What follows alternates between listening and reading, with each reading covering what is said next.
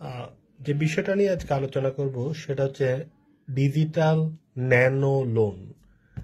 অর্থাৎ ডিজিটাল মাধ্যমে আপনি কিভাবে ন্যানো লোন পেতে পারেন, বাংলাদেশে কি এটার অ্যাপ্লিকেশন আছে কিনা। আসলে বাংলাদেশে অলরেডি বেশ কিছু প্রতিষ্ঠান ন্যানো লোন দিচ্ছে।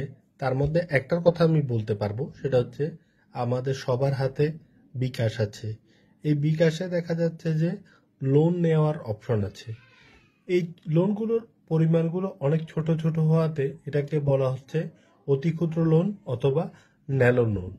তো এই ন্যানো লোনটা ফাইন্যান্সিয়াল ইন্ডাস্ট্রির ক্ষেত্রে একটা মারাত্মক রেভলিউশন।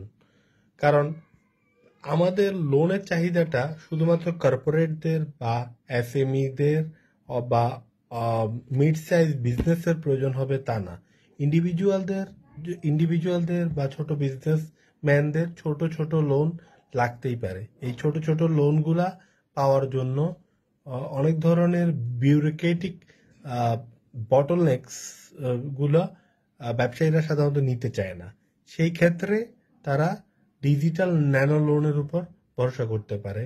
এই ডিজিটাল ন্যানো লোনগুলো প্রতিষ্ঠান বা ব্যক্তিকে লিকুইডিটি দিতে পারে এবং প্রতিষ্ঠান বা ব্যক্তির ইমিডিয়েট সমস্যার সমাধান করতে পারে।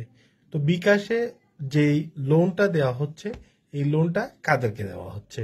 এই লোনটা দেওয়া হচ্ছে যে যাদের এলিজিবিলিটি টা তারা যাচাই করতে পারছে তাদেরকে।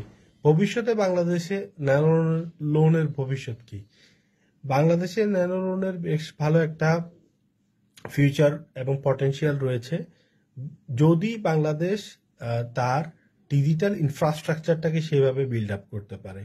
আমি মনে করি ন্যানো লোন দেওয়ার ক্ষেত্রে একটা বড় চ্যালেঞ্জ হচ্ছে অ্যাড্রেস ভেরিফিকেশন করা। অ্যাড্রেস ভেরিফিকেশন যদি করতে পারে ডিজিটালি, সেক্ষেত্রে ন্যানো লোন দেওয়াটা সহজ হয়ে যায়। এছাড়া অন্যান্য ক্রাইটেরিয়া যেমন ইন্টারনাল ক্রেডিট রিস্ক রেটিং বা automated risk credit score generation, এই জিনিসগুলো তো সময়ের সাথে সাথে চলে আসবে। Thank you very much.